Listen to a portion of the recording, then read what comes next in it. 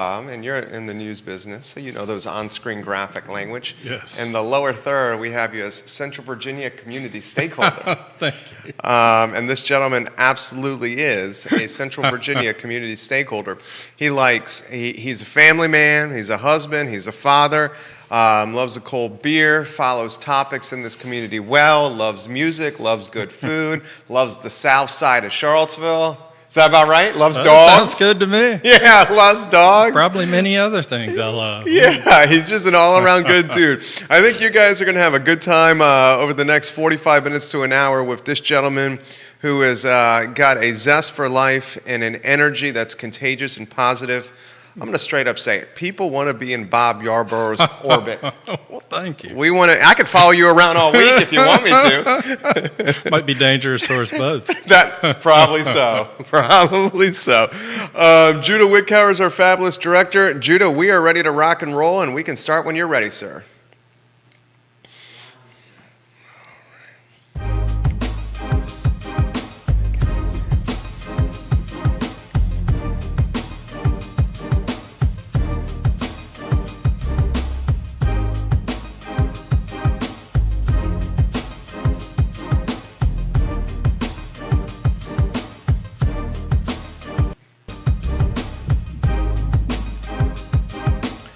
Good Monday afternoon, guys. My name is Jerry Miller, and welcome to the I Love Seville show. Thank you kindly for joining us on a glorious day to be alive here in Charlottesville. We're live across Central Virginia, the Commonwealth, the country, and the world on the I Love Seville network.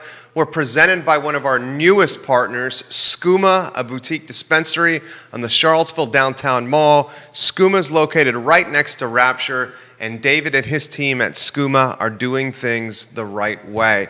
The network is powered by Ting Fiber Internet, and I'll tell you what, we were actually talking about this earlier today. As soon as we left Comcast and switched to Ting Fiber Internet, guess what happened? Our problems went away. Ting Fiber Internet is crazy fast internet. Judah Wickhauer is the North Star of the show, our compass, keeps us online and headed in the right direction. Judah, my brother from another mother, thank you for being a part of the program. If we could, Judah, go to the studio camera so we can welcome Bob Yarborough to the program. How are you, Bob? I'm doing just fine. How are you today? I'm doing well. It's great to have you here. Yeah, thanks. Thanks for inviting me. It's a good break in my routine to come show up here. How about this? A lot of folks know you in this town. Okay. For those that don't, introduce yourself to everybody that's watching. I could probably introduce myself to those who know me, too. They may not know some things about me. Well, essentially, it's post-COVID. Exactly. Because we've all been at home. Yes. No, that's been true. Yeah, so I'm retired as of 2 months ago. I'm not 106. I may look 106, but you don't look 106. I've been growing the beard. Had one during the pandemic. I shaved it, and then after retired, I said, "Man, I don't need to shave." It looks like you trimmed it. I did. I try to keep looking. Gotta look natty. I like gotta it. Look good. Gotta look good. But yeah, we've been in Charlottesville for 15 years this month. Okay. Moved here from Mississippi. Okay. My partner, Stacy, who is a physical therapist, a hand therapist here, works at UVA for UVA Physicians Group, I think is the new name. And our daughter, who was in the 6th grade at the time, ended up going to UVA, graduated, and is now in Boston, following her mother's footsteps. She's going to be a physical therapist. Come December, I'll be the least educated member of my family. I'll have 2 doctors surrounding me, and I'm more than fine with I was going to say, you wouldn't want it any other way. I am a lucky, fortunate man. Stacy is watching, and Stacy, I said this when Bob came in. I said, Bob outkicked the coverage with you, yeah. Stacy. She says, that is one handsome guest on set, Stacy said. Good for her. Well, good. Well, I'll have to make sure I compensate her somehow for that. Yeah, she's good. We felt like we were home when we moved here almost instantly. Got fortunate to find a great home in a great neighborhood south of town in Redfield subdivision, which I know you're familiar with, and have been there ever since. And it ended up being the best place for our family to grow. So glad we're here. We have a lot invested in this town, in our in our lives and our commitment, I don't think we want to move.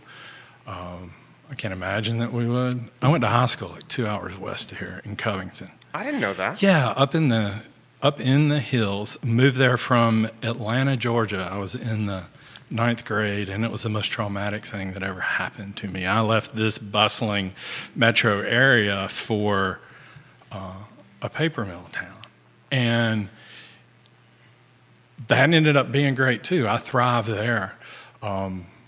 Went away to school, went to the University of Georgia. Go Dogs. Absolutely, man. It is. If you come by my house, you'll say, it's an easy house to spot, right? It's got flags and bulldogs out front. But I decided then, man, if I ever had the chance to come back, I wanted to live in Charlottesville. And we had that opportunity about 15 years ago where I could live anywhere. I work from home. So we did that. How did Bob Yarborough meet the gorgeous Stacy? Met charmed her, right? She walked into the newsroom at the Daily Mississippian at Ole Miss. I was at a point in my life where I had gone through a dramatic life reset, I guess is the best way to say it. I barely survived the mid to late 80s, which was a rough and tumble time, and went back to school to try to recenter myself. And I was an advisor for the newspaper. In a previous life, I was a journalist. I've been atoning for that for a good while now. And she walked into the newsroom, and I was just struck. She remembers none of this, by the way. I mean, she's like, when did we first meet? She'll tell a completely different story. But at that point, I just felt like that we were going to be partners. And after a couple of years, I convinced her of that. And come August 8th, if that's wrong, Stacy, let me know. She's watching, dude. Yeah, come August 8th, we'll be married 29 years. And so over half of that, we've now spent here in Charlottesville. What's the secret to 29 years of marriage? You know, I think we've been really, really fortunate that we intentionally grew as people during that time. But we didn't grow apart as we struck out on new and different paths, because I'm not the same person I was 29 years ago. And neither is she, and I don't want her to be. Never want to be stuck where someone's going, I want you to be like you used to be, right? And we got real fortunate in that path. We didn't have any traumatic events. We didn't have a child who had a significant issue or challenge.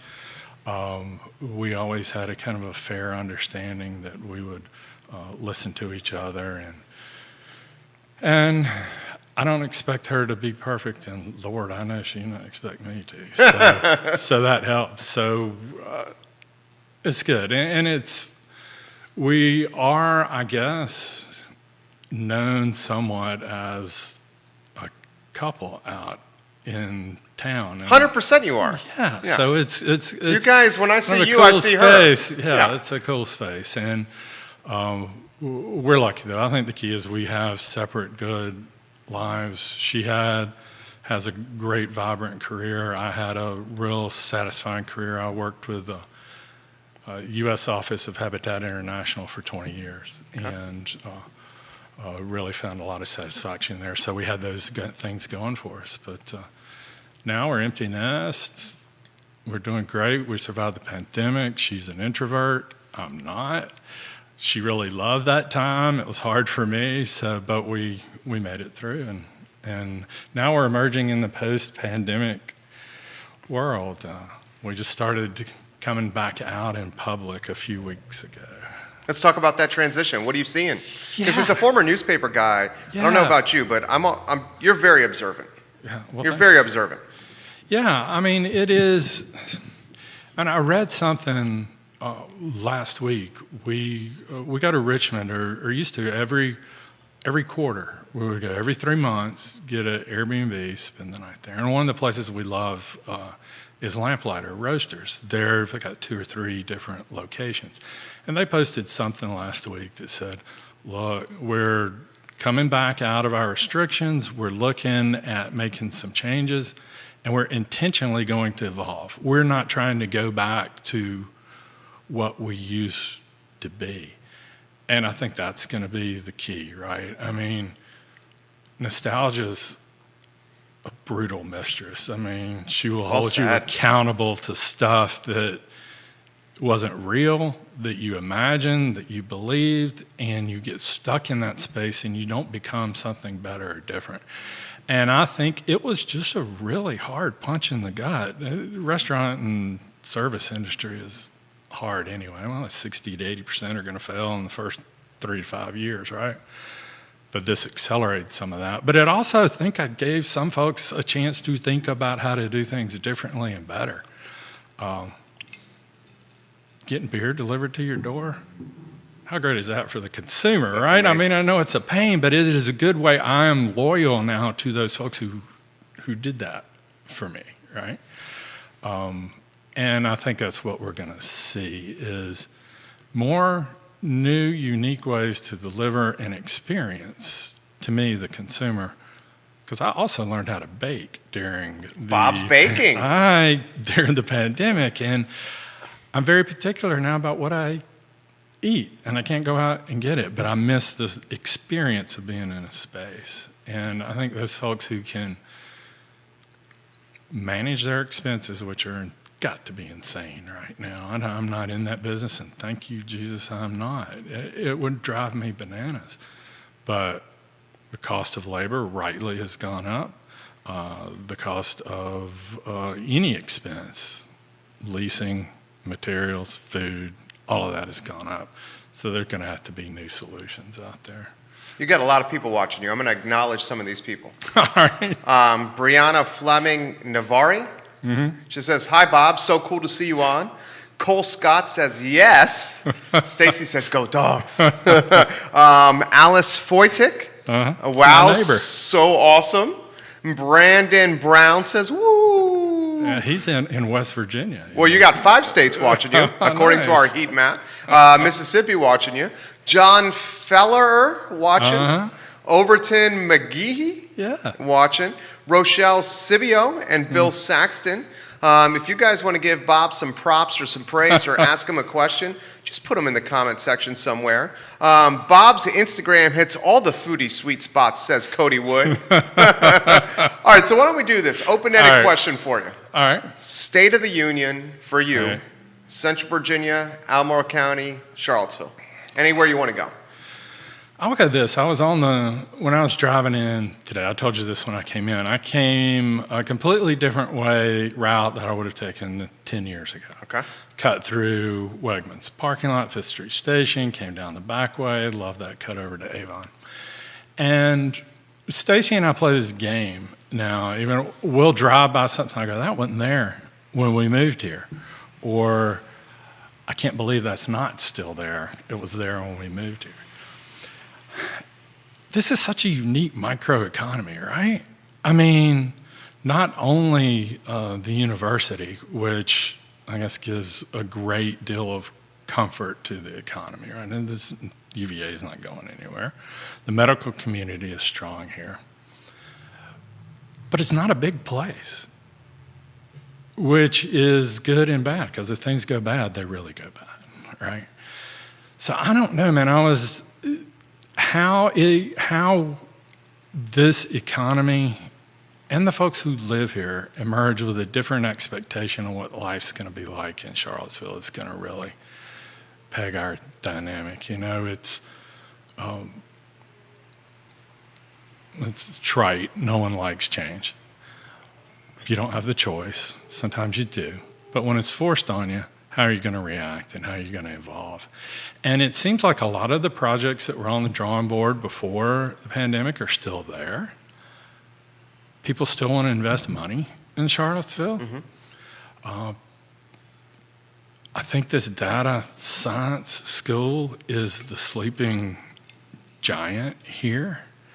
It has the potential to drive a community that, well, Lord, I hope it doesn't end up as crowded and as stressful as Austin does. But that has the real potential. So I think it's a great space to dream. We are intentionally struggling with the right issues. We moved here from Mississippi. I grew up in the South my whole life. And as a journalist in Mississippi, And I think once you always knew, there was very little, there was a lot of under the table racism, but there was a lot you could really see, right? And it, in some ways, was liberating because, I mean, a big hunk of my heart still lives in Mississippi, and they're struggling hard, and they're embracing the issues, and they're fighting for what's right. And as I traveled around the country with my job, I didn't see that a lot of places. I saw people just trying to get by. And I think that's what's happening here coming out of the pandemic, especially is how are the folks in Charlottesville embracing those issues where they're the right ones, they're ugly, they're painful, but it's a hell of a lot better than shoving them under the table. It doesn't feel like it at the time, right? So you see that as a positive coming out of the pandemic? Absolutely. Absolutely. And I think that there is, to me, there's great beauty in surviving and fighting and coming out. And I've not ever lived my life in a contented fashion. And when I have, Stacy calls me out on it. And she goes, "You're just getting by." And that's not who you are. And I don't think Charlottesville just gets by. I'm going to throw this to you, Bob. Charlottesville finding its identity, certainly post-pandemic, certainly post-A12. Mm-hmm. I want to go back to the data science school. Joffrey Woodruff, he's the hedge fund titan, QIM. Yeah. His office right across the street from ours. For those that don't know, Joffrey Woodruff bought the ICE Park, and he's converting it to CODE, the Center of Developing Entrepreneurs. Mm-hmm. He also donated $125 million to UVA to form what Bob acknowledged, and he's exactly right, the data science school.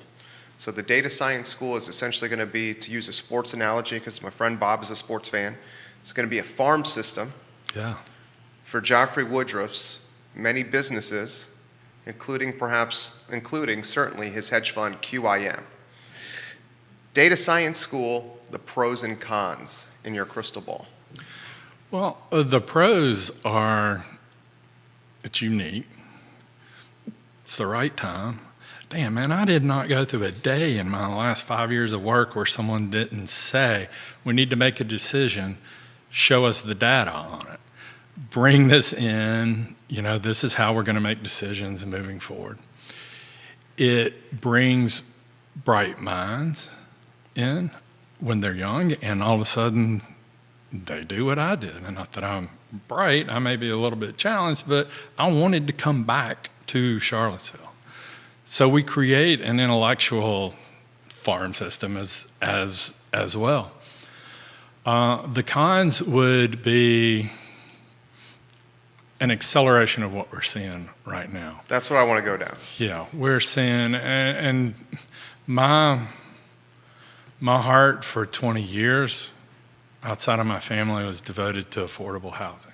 And I get emotional about it. It is the issue at a number of communities across this country, and it is the issue here.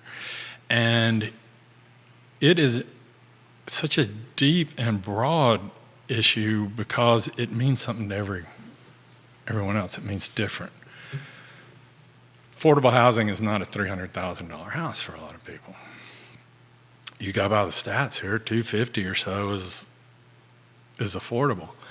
The risk of what happens from bringing those bright minds, that attention, and developing another layer of really good high-paying jobs is that acceleration of affordable housing. And like I said, we're struggling with it, we're grappling with it here. It's focused primarily in the city, it seems, but the county has got those issues too, right? Paying $1,500 a month just to get into a one-bedroom apartment, to me, is obscene. And you have to meet the metrics, you have to make like $60,000 a year for that to be really affordable to you. So I think that's the con is how do we manage the growth so the balloon doesn't get so big that it bursts? And it's that way with almost any positive, but I think and I could be overstating it. I don't think you are. I think it has the real ability to drive us in a place where we've got to be aware where that bus is going. I'm full of analogies today. I like it. I'm I like throw them it. all out there, but we have to know where we're going. And my job with Habitat, I worked with a lot of really challenged habitat groups around the country. So this who was were in Habitat for crisis. Humanity USA. Yeah, so I was a director of operational excellence for the U.S. We had, when I left, 1,200 communities around the country, and we helped develop policies in partnership with each affiliate and helped set minimum standards for them to meet and helped affiliates who were in crisis. Either something happened to them they had no control over, they had complete control over it, and they just bungled it. I never had to do anything with the group here. All prejudice aside, they're in the top 2 or 3 affiliates in the whole country. Charlottesville. Absolutely. And not only in the volume of what they do, but how they go about their work.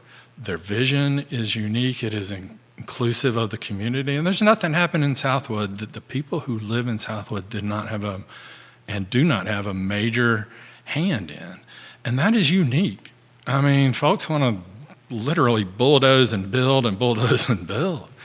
And I've been really, it did my heart good to see Dan. Dan Rosenzweig, he's CEO of amazing. Habitat locally. And he is just amazing. I was always asking him, I said, please join we have a national advisory board of affiliates from around the country. I'm going, Dan, you've got to join this. And he's going, no, I got to spend my time here with the affiliate and with my family. And how do you you can't defeat that. I mean, that stops the conversation right there. But the way that the community is intentionally coming together, the way that it's struggling with this issue, I used to kid Stacy when I travel around and watch the local news. It was filled with murder and mayhem and crazy crime, right? You watch the news here and it is what nonprofit fundraisers are going on, what did city council do, but there's an affordable housing story every single week. Without fail, that's good. But to me, that's the issue. I've said on this show, and this is going to be right up your alley here. Kevin Brown says, good job, old friend. 6 states watching you. This man, you can obviously tell, is well-traveled. 6 different states watching him on the program as we speak. Shad Gatewood giving you some prompts as we speak. And if you have a question for Bob, please put it in the feed. Newspaper watching the show. Johnny Ornalis, Bill McChency, hello. Ray Cadell, hello. Camila Priest, hello. Vanessa Parkhill, hello. Marquise Johnson, we'll get to your comments. Kelly Lewis says, Bob and Stacey are the best. Sam, too. Marquise says, congratulations on 29 years of marriage, and I'm praying for another 29 on top of that for holy matrimony. I've said on the show so many times that Charlottesville is very quickly, if not already, has evolved into this white, rich playground. Yeah. Here's a tough question for you. All right. How do affordable housing efforts keep the same speed or momentum as the free market? Yeah, they don't. They don't without significant investment. And not just, it has to be investment where the return is not necessarily measured in what hard dollars are the investors getting back. My old editor and publisher, I was the editor of the Mississippi Business Journal. The old publisher there, they're going to kill me if they're watching. They're not really old. They're older than I am. Kevin and Rosalie were serial entrepreneurs. They ended up starting this movement centered on businesses creating a bottom line for social capital. Right? I mean, it's not just goodwill. It's a tangible social capital. And they have this big conference out in San Francisco every year called SOCAP. Explain what social capital is. Well, social capital is you make an investment to make your community better. It doesn't necessarily mean I get more money, but it does in the long term because you survive and you can book it on your bottom line on your books. You can carry it. but people need to invest in it. It doesn't just happen. You can't just go out and do a press release and all of a sudden your social capital comes up. So people need to invest in, I think, public-private investment in making affordable housing a priority. And also in building, and this goes beyond it, but this is what the affiliate here does well. They build community. And that's kind of, I think, what you're getting at, man. How do you, we'll go out driving sometimes, and by that I mean between breweries, when if we're not walking between them. And you see some houses that don't belong in that neighborhood. And I get it. You want to be close, but my goodness, you're just going to drive out what makes it unique is not a bunch of rich white people hanging out. You know, what makes Charlottesville unique is the very essence of who we are. It's just folks struggling to make it, and they've come here. It's not a gold rush, but folks have come here for a reason, and they want their lives to be better. And if you start squeezing out, it's just hard. I mean, we used to work a lot with communities that were in resort areas. You go in, like in Colorado and Utah, and how do you create affordable housing there? Because folks will buy houses and not come to them but a month out of the year. And it's taking up all this real estate and all this land, and it drives the prices up, and you can't build there. But the awareness of being able to take care of that and the value of taking care of it, I don't want to live in a homogenous community. I can't do it. And, I'm lucky. Our neighborhood is not highly diversified, but the two streets we live on are fairly well diversified. Sam's better because she grew up in that space, right? Sam's his daughter. Yeah. Hello, Samantha, if you're out there. You should be studying. And you lose that, you lose this. You don't have a Seville to love anymore. You have a different place. And I don't know, man. It is mixed income neighborhoods or what folks throw out, but you've got to really mix in the neighborhood. It's not just two homes for 18 units. You don't allow folks who throw up 1,000 units downtown to be able to buy out their obligation to creating affordable units. To me, that's just crazy. He's talking about the proffer process. Yeah. So you know this better than I do. We're all learning from you. Dave Warwick calls you the Rev. He's watching right now. Dave Warwick, we love you on this show, Dave Warwick. Yes. Ann Spigley, we are very impressed here in Arlington, Virginia. 6 states watching the Rev here on the I Love Seville show. Keith Smith says PPPs work. Yeah.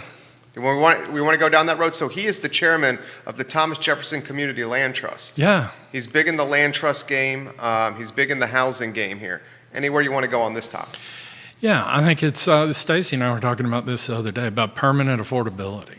I think is a path that we ask a number of our affiliates in areas like this to go by, and that pretty much means that it's kind of anathema to folks when you say this out loud. You buy a house, but you don't own the property, right? Land trust model? Yeah, you're like going, I got a 99-year lease on this space, and when it comes time to sell it, it's not like me going out and raking into the highest bidder. I've committed to permanent affordability, or this permanent affordability. I think that's a path that we have to go, and I think for me, 20 years from now, owning a home is not part of the American dream. You really? Let's go down that road. Yeah, I don't. Samantha is, Lord, I'll get in trouble if I don't get this right. This is your daughter? She's 20-something years old. Okay. She's 27, I think. I don't know. Anyway, she and her friends don't talk about owning a house anymore. Either it's priced out or they want the freedom and the flexibility to move around. On the other end of the income scale for folks who aren't that privileged, it's just not attainable anymore. And if you can't attain it and folks don't want it, why are you making it? Why are you creating it? I don't know what replaces it, but I think we're stuck in it. It's like, remember? Stacy says she's 26, Bob. 26, good. Thank you, Stacy. 26, Bob. I don't know why I got stuck on 27. I want to make her older. And I just don't, we got to figure out a way where people can live together. I'm going to sound like a hippie, and I guess I am. But people got to be able to live together without the burden and the stress of worrying about shelter. And that's what Habitat was founded on. It's changed a good bit. It was, we're just making sure you have shelter. And now, all of a sudden, it's affordable housing. So what's the next step? I don't know. But you're land constrained here in Charlottesville. That's what I was just going to ask you. I want to go down that road. You're stuck, man. You're stuck. It's multifamily dwellings. It's, you get used to it when you're a privileged person and you go to college and you live in a dorm and you get to hang around with a lot of people, and maybe you first get out and you live in an apartment, but then you're like going, man, wouldn't it be nice to not share walls with somebody? Is that because it's nice, or is that because that's what I've been told the dream is, right? You go to New York City, everybody has walls with their neighbors. So I don't know, for here, it's got to be you build up, right? How do you build up in a good way to retain the character and affordability? How do you do that? I don't know. Because brighter minds than me need to tackle it, and I'm sure they are. But I think if we're stuck in, because it's all a fairly new phenomenon. We're less than 100 years from suburban life, right? After World War II, everybody came back. All of a sudden, they're building houses outside of cities. You either lived in a real rural space or you lived in the city. And then it became what folks wanted to have. And then it started taking more land to build those suburban homes. And I think that we're into a new phase now of that. There'll still be the folks who have the resources to do that. But if we're going to come up with a legitimate solution, I think we end up going back to a more concentrated form of wherever we're living. Two questions I want to unpack from there. And if you have a question from Bob, guys, put them in the feed. I see the questions coming in. Karen Colum, yeah, giving Karen you some Colum. Props right now. Tom, keep it coming. Carlos Hinojosa, watching you on the program. He's Stephanie in Texas. Vogman, Yes. watching the show. Emily Birch, watching you on today's show. Mary Sharir. Sure. She's in Kentucky. She's in Louisville. Yeah. I see on our heat map 7 states watching the Rev on the program here. Two questions I'm going to throw to you. We try to be eclectic and diverse with our guest list, because what we want to try to do is become, in some ways, the water cooler of Charlottesville. Okay. And to be the water cooler, we have to have many different perspectives. We've had some fantastic folks from Belmont, North Downtown, some fantastic folks from West Haven, Friendship Court on the show. And I remember one of the gentlemen who grew up in West Haven said, younger than me, said, looking up, in West Haven, for those guys, right by Peloton Station. We both like Peloton Station. Yeah. He said, growing up and seeing those apartment towers tower over our public housing really impacted us from a morale and spirit standpoint.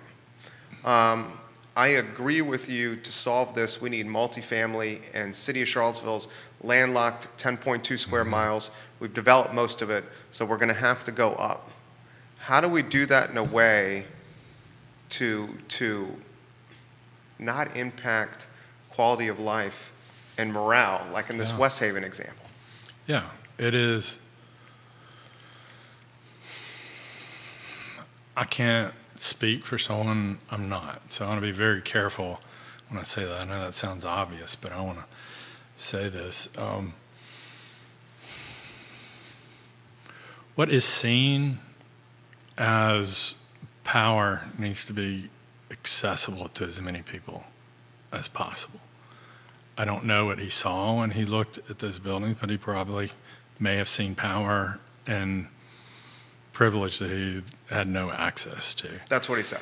And it's few feelings in life are more deflating than being lorded over. Well said. And it's a power thing. I should do it to my dog all the time. I don't want to. I feel bad when I do it. I do it I've done it in the past to assert myself in situations with people I felt who were weaker than I was. That is a bad feeling to feel lorded over. Also, I'm guessing there was no real involvement. I know this in early public housing, no real involvement from the folks who lived there in any decisions about how their life was going to turn out or be in that space. You get a voucher, you're told where to go,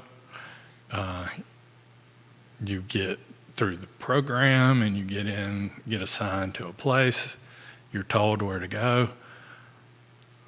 It's hard to be told what to do. So how do we involve those impacted in the decisions when they don't have the money and the power and the privilege? How are their voices legitimized in the decision making in a way that is not just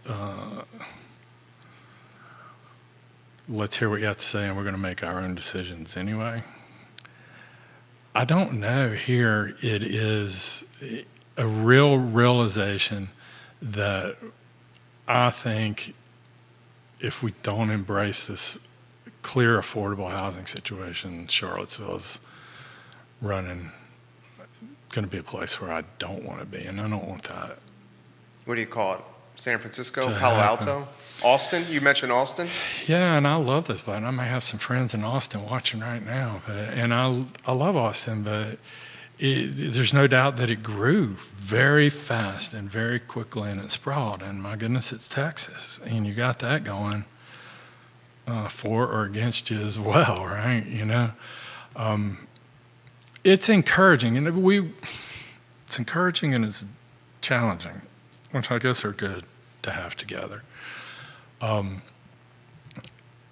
After August 12th, there was this great course, and I was part of it, that said, this is not who we are.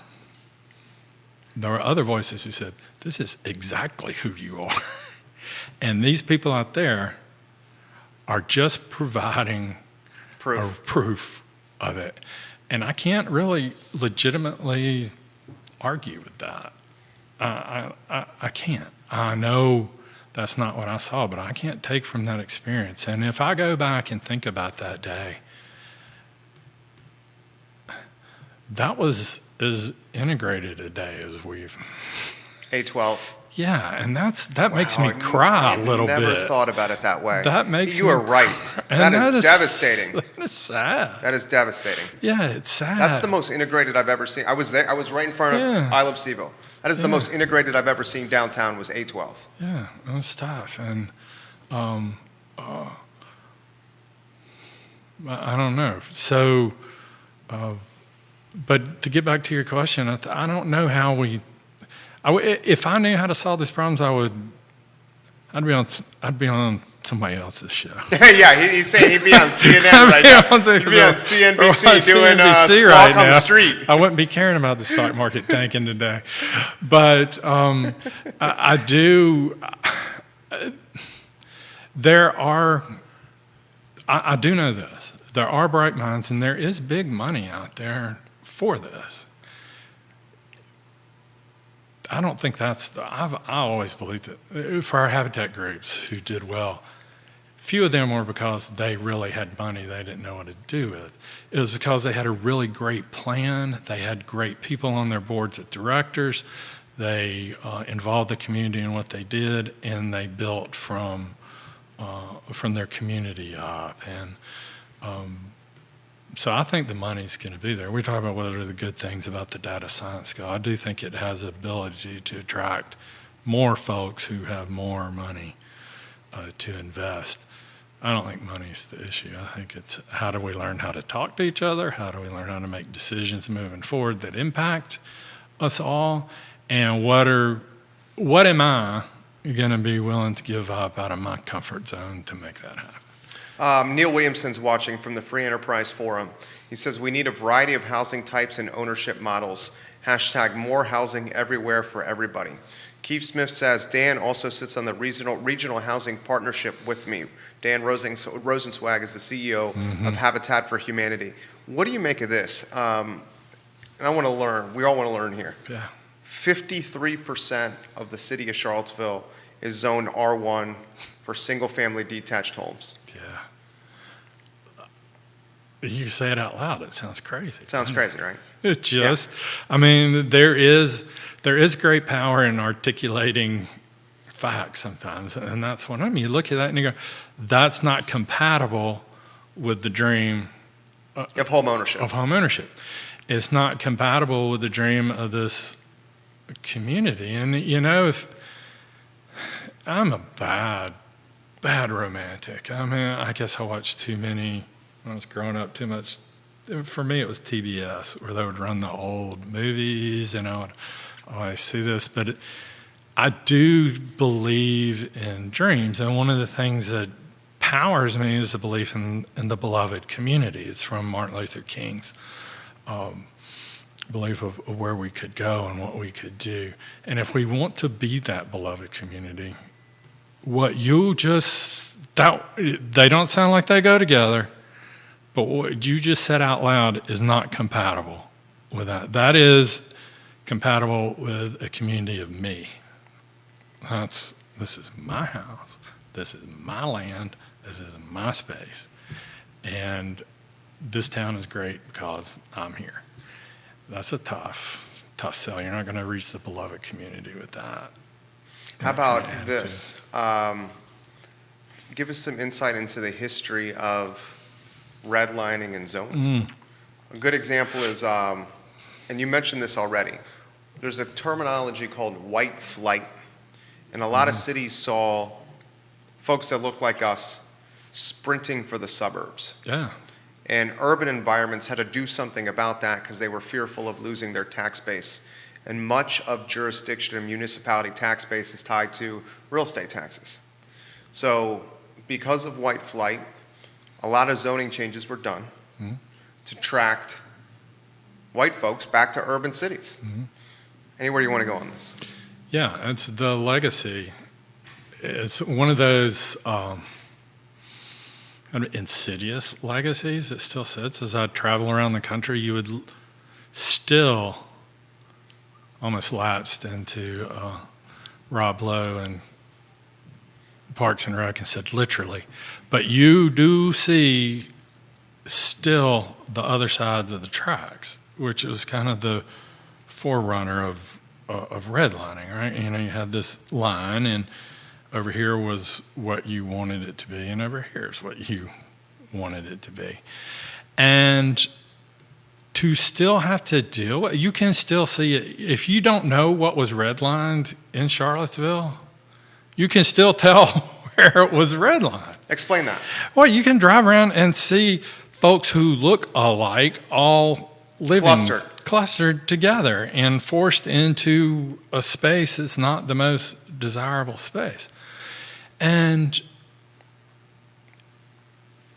bless their hearts, you come out with laws against it, and real estate agents can't redline now. You can't do it. But there's got to be some unspoken de facto redlining still, just as a legacy, just because of what you've been told you should expect where you should live, where you feel better about where you live.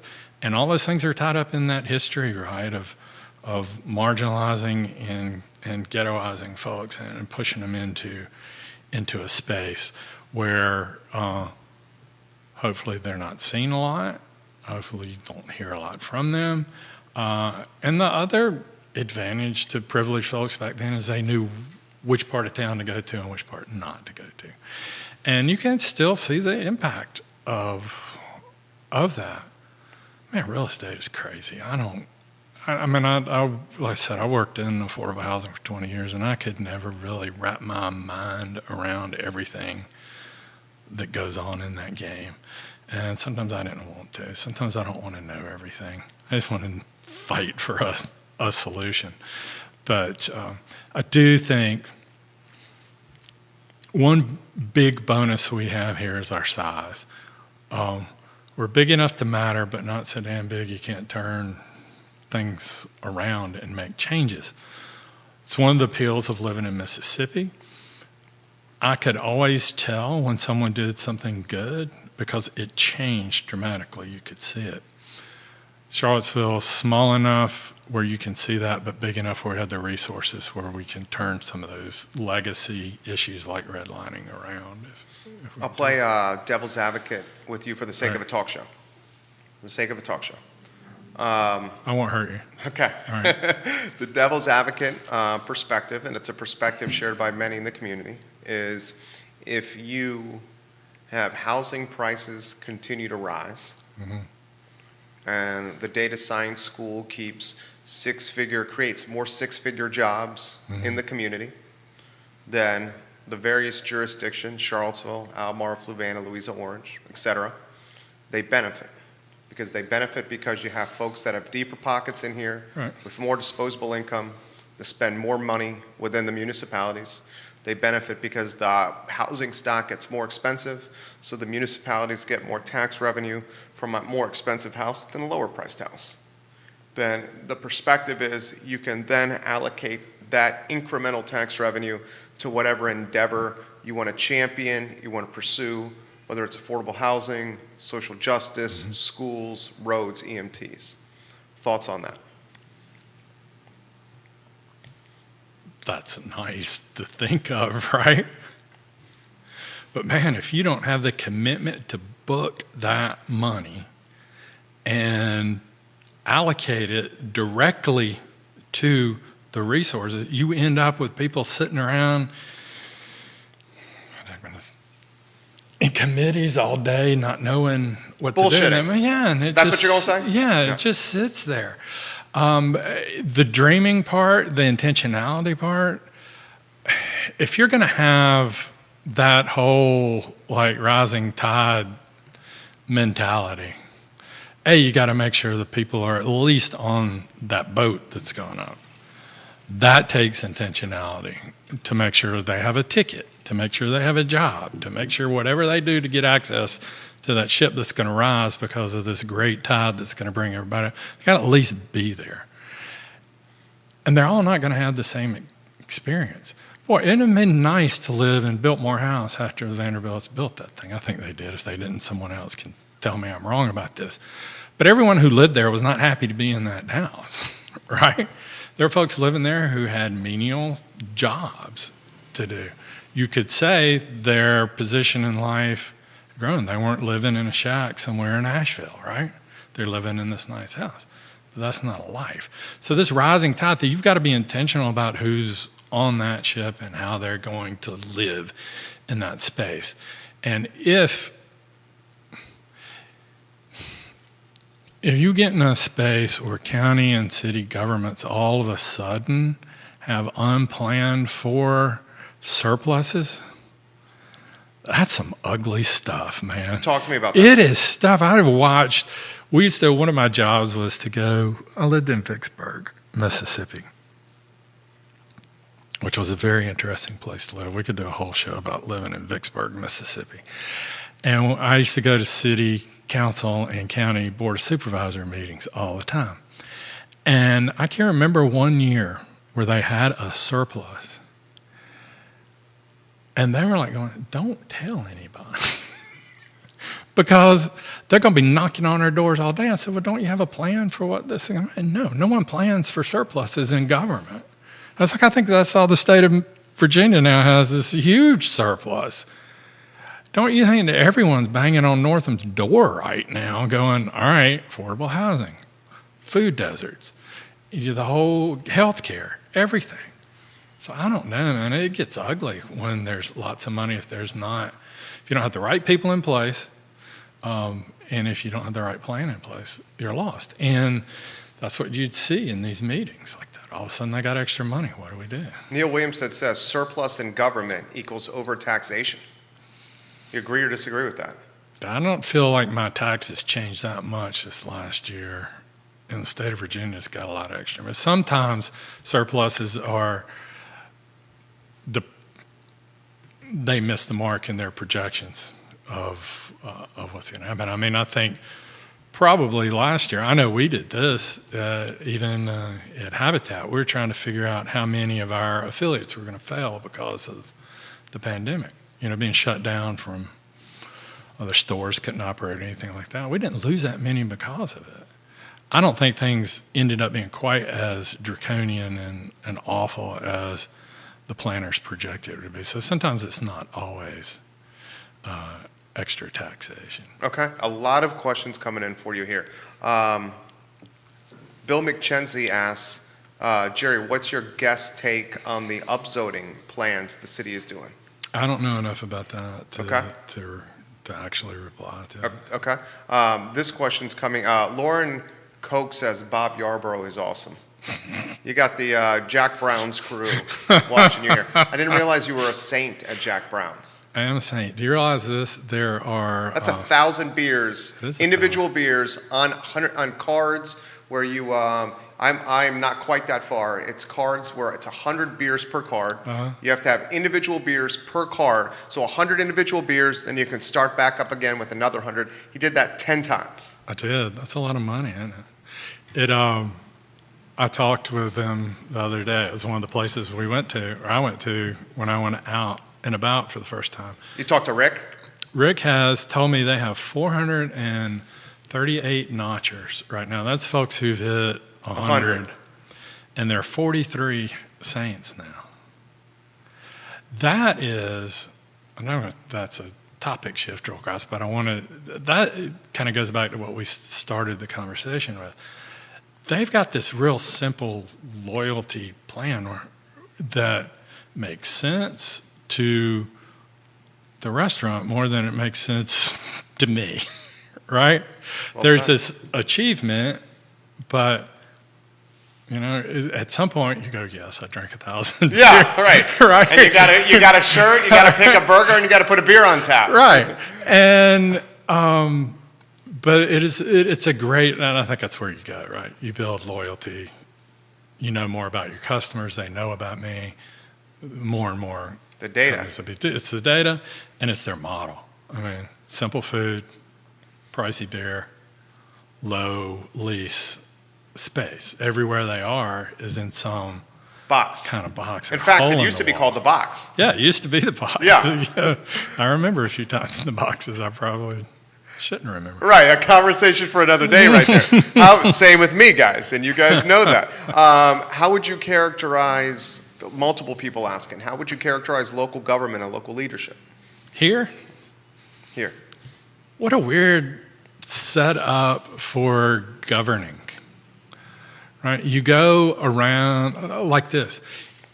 When I would travel around and I would have to, even before our current mayor, other mayors would speak and make news. The identity of mayor outside of Charlottesville carries a different meaning than it does here in Charlottesville. You would go, all right, yes, but we didn't actually elect that mayor. I didn't. I live right outside the city. But the people of Charlottesville elected a representative, and those representatives got together and they picked a mayor. That's correct. That is a weird dynamic. It is antiquated and strange and makes absolutely no sense to me. I'm sure it makes sense to other folks who are brighter than I am, but I'm just a simple mind going, when I grew up as a kid, everywhere I went, we elected the mayor. So in Charlottesville, he's exactly right. We elect city councilors. 5 city councilors in the city of Charlottesville then pick the mayor amongst them 5. Yeah. It's weird, right? And it's like you may have someone who represents you as the de facto elected leader of of your community who you had no direct choice in saying yes or no to. It's weird. It makes it hard, I guess, probably to govern in some ways, particularly when you're going. I can imagine that you have to do some explaining when you're talking to a company who's thinking about locating here. Look, our system of government's a little bit different. This is the mayor, but it's not really who the public voted for. It's weird. I spent hours and hours of my life in board of supervisors meetings. And I'll say that the group here seems to be certainly open-minded. They don't always do what I want. My supervisors are going to take on, I don't know who they're going to be in the next 4 years, but I live in the south part of town. Yours is Liz Palmer. The Yeah. new one is what? Dr. Andrews Neil Williamson, Yeah. running unopposed.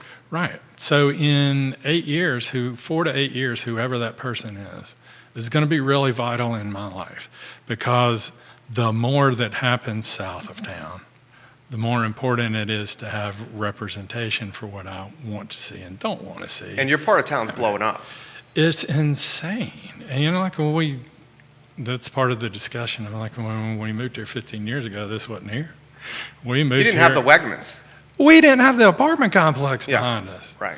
I mean, nothing. I went to Alabama, came back, and all the land had been cleared. And I was like, what the hell is going on here? I never had to look right when I pulled out on the 5th Street from Sunset. I do now. And those things are good, right? I mean, Wegmans is nice. Our quality of life is nice. Our property values have gone up since it's there. I like 5th Street Station. When you got homes trading in the neighborhood now in the fives. Yeah, it's crazy. So I'll care more then. I hate to say that, but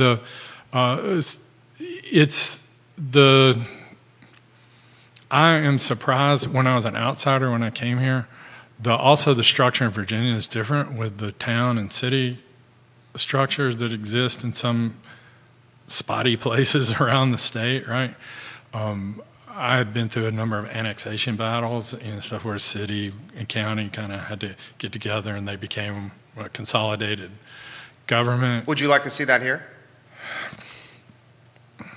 I think, to go back to an earlier question you asked about the data science bringing in all these high-paying jobs and what we do, then it really begins to make a lot more sense, right? I mean, when the solution is an Albemarle County solution because it's grown too big to be just a Charlottesville solution, it would be nice not to have warring factions trying to making decisions like this crazy.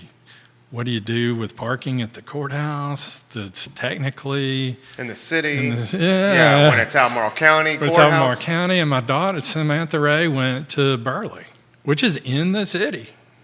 We live in the county. It was weird. But I think there would be vocal pros and cons on either side of that. Someone dilutes their power, right? It's not a equal power exchange, but for the better of the community, at least Albemarle County and Charlottesville probably would need to consolidate. I would see that as a plus. Are you more bullish city of Charlottesville or Albemarle County? Damn. Sometimes why did I say yes to come on this show? Real questions. It is a real question. Yeah. It's hard for me sometimes to identify as being a county resident. Okay. I mean, we live right on. You're in the urban ring. I live right on that space, and if there was aggressive annexation, It'd probably here, be there. it'd be annexed. So when I would travel, I never told folks I lived in Albemarle County. You'd say Charlottesville. I said I lived in Charlottesville. Me too. And so those are just inextricably Connected. entwined. If I lived in Charlottesville, and I don't know what I would think of folks saying from the county who said they lived in Charlottesville. I don't know how I'd feel about that. And I have to be real careful, and I've made this mistake, I'm sure, 10,000 times during this conversation. It's not my mayor. It's Charlottesville's mayor. I had no voice in voting for council. I had no voice in the mayor. The tax rate is different right across the street from me almost, so, but He's what, a quarter of a mile from the city-county line? yeah, easy. Right? Yeah. It's nothing. And you're right. I mean, I hadn't thought about it, but if there was an annexation move, that's the perfect place now. It's not only for the tax base that's there, but what's going to be there. But I would say I identify Charlottesville. So you're more bullish Charlottesville? I would say so. I think the more we think of this as Charlottesville, maybe is the better we'll come up with better answers. But I realize thank you for asking me the tough question. You're a former journalist. Well, I know, that's right. I told you. I spent my last 25 years atoning for that. So. Nathan Wickline? My neighbor, Nathan. Nathan Wickline, this may be the greatest interview ever. Carlos Hinojosa? Loyalty. Take it to the bank. 9 states watching you, and some Habitat USA folks on the stream here. Daily Progress watching you as well. Throw this to you. Urban Ring, for those out of state or Northern Virginia watching, the Urban Ring is this ring right around the city. Right around the city of Charlottesville, Albemarle County. He very much lives in the urban ring. Mm-hmm. You've touched on this already. We take the urban ring, we're just hypothesizing here. We take the urban ring and we assimilate it into the city. We call that Charlottesville. All right. The pros and cons are? Well, increased tax base, better chance of growth, more room to grow. Complementary infrastructure. Yes, and complementary planning, I think, is another big part. The cons, schools would have to be rethought, I think. You'd have to settle on a different form of government, I think. I think the services would already be there. I don't think it would. You'd need more fire stations, you need more infrastructure. I don't think there are a lot of cons to it, other than the ones we mentioned. I think it's clear that one of my neighbors, Letty, was on the show not long ago talking about Mountain View School and the challenges there. There are a lot more incumbent planning issues that would be problematic, I think. But, boy, it'd be a fight, though, wouldn't it? Oh, it'd be a dogfight. Oh, yeah. It'd be a dogfight. And Neil Williamson and Bill McKenzie both watching. Just a hypothesis, a conversation for a talk show. Neil says, for what it's worth, annexation is not available due to Charlottesville per state code. We know that. Just a conversation starter here. Marquis says you're woke. And he says, damn right, Charlottesville all day, all over the county. And he said he was 10 living off 5th Street when it was nothing out there in 95. When Exxon was a shack trying to get gas, Burger King did not exist and the county office building was owned by Wachovia Bank. Marquis Johnson watching from Hampton, Virginia right now. Robert Radifera says, love you, Robert Radifera. Your former neighbor, the photographer of my beautiful wife and I's wedding, and just a stand-up guy, Robert Radifera. Totally agree with Nathan, Robert Radifera is saying. Tom says, Spiggle says, you're the man. It's my cousin, by the way. Where's he watching? He is Lynchburg? He is in Arlington. He's an attorney. Okay. He says Washington, D.C. Yeah. Washington, D.C. Yeah. So 9 states in the District of Columbia watching Bob Yarborough right here. Charlottesville versus Mississippi. Oh. Common things. A tie to history. both struggling to do the right thing.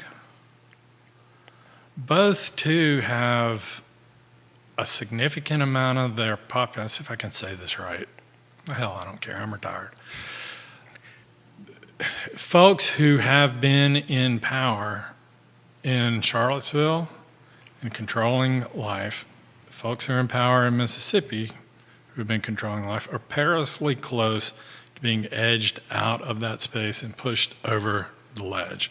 And when they do, they react like most people do. They fight back really aggressively, very hard to protect what's theirs. Those things I see in common here. Did that crescendo at 8/12? I think trying to think of a proper analogy. I used so damn many today. But it certainly surfaced, and what was disturbing to me was the comfort with which those obscene and extreme positions strolled through town. And in some ways, there are people who are comfortable in their position in Mississippi who had no problem saying who they are and what they were. But for here, it was, for me, what elevated it when I had time to reflect, and this came months later, I'm ashamed to say, it was that what we talked about earlier. This is who we are, and those folks came from the outside, and they kind of pushed it up there. But folks who are in power don't want to be out of power, and it's that old kind of saying that King stole from another pastor about the moral arc of the universe bending towards justice. You're not going to stop the wave of what we are becoming. We are becoming more diverse. We're becoming stronger. We're becoming better. You cannot defeat that. You can put up a fight, but you're going to lose. It may not be in my lifetime, but you will lose. You will not, and when I was born, there were few, if any, black and female members of Congress, period. And if there were, you knew exactly who they were. I knew who Shirley Chisholm was growing up because that was one of the few I had to look at. Look at where we are just in that part of my lifetime. You will lose, but that fight going forward is going to be nasty. And it's controllable here, I think. I think it's not as... We have a defined geography. We have defined problems. We have defined space. It's just going to be a hard slog fight through it. And folks who are in power now will not be in power. It's not a revolution. It's just a reality. Your aunt's watching, Zelma Milton. Yes, she's in Florida. She says, "You go, nephew. You go, nephew." Ben Bird is watching from Allegheny County, he says. Dwayne Gordon says, "Bob is great. I worked with him in his journalism days and will now also refer to my post-journalism career in nonprofits for the past 20 to 25 years as atonement as well." It's from Dwayne Gordon right there. Neil wants to know if Vicksburg elects via wards or at large. I can't remember. I think that, so it's been 35, 40 years since I was there, but we had wards. We had aldermen. I remember that. Okay. I could spend, the only thing missing from this is a Minuteman from you, Dave Warwick. It's the only thing, and I have some in the fridge over there, Dave Warwick, and by some I mean 48 of them, which I got on a $25 case Monday. Nice. Why don't we do this? We are 71 minutes in. All right. Okay, and you've carried the show. Final word. Anywhere you want to go. Poignant prose from prose. Bob Yarborough. Poignant prose. I know. I guess I'm thankful that I had the opportunity in life to choose where I could live, and I'm glad I chose Charlottesville. There's nothing that's happened over the 15 years we've been here to dissuade me from thinking that I don't want to be here as long as I can. As long as I can get up and down the stairs at my house, I want to stay in my neighborhood. I love my neighborhood. I love my neighbors and that community we've created. And I am at a point in life, my dad died when he was 60, and I'm 59 and a half. And that's one of the things that drove me to retire early. I am thankful that for the foreseeable rest of my life, I'm going to be in this community. I'm glad to be here. I'm glad you asked me to come on the show. Thank you for joining us. Absolutely. May I invite you back? Yeah. I got nothing to do. I'm gardening now and cooking. Well, it's almost college football season. That's right. Well, there you go. I'll be ready for that. Bob Yarborough, as you can tell, is one of the A-plus people in this community. We will undoubtedly welcome him back for Jonathan, Grayson, and Lauren Navarez, who's asking about bringing this gentleman back to the show. Thank you. Sure. Thanks, man. Thank you, Bob Yarborough. Tomorrow, guys, we're back for the I Love Seville show at 12:30, and we are back with Real Talk at 10:15 a.m. This show, real conversation, in a dynamic setting, social media, the show on every social media platform possible. We just have to, we have real talk, and we hope that real talk leads to action. Because while we're bullish on the community, we're also somewhat apprehensive of the avenues and paths that it could go if we're not careful. My name is Jerry Miller for Bob Yarborough and Judah Wickower. This is the I Love Seville show. You guys take care. Thank you, sir. Oh, thanks. I hadn't done this in a while. Was it fun? Yeah, absolutely. It's fun. I enjoyed it too. Let's get your picture real quick. All right.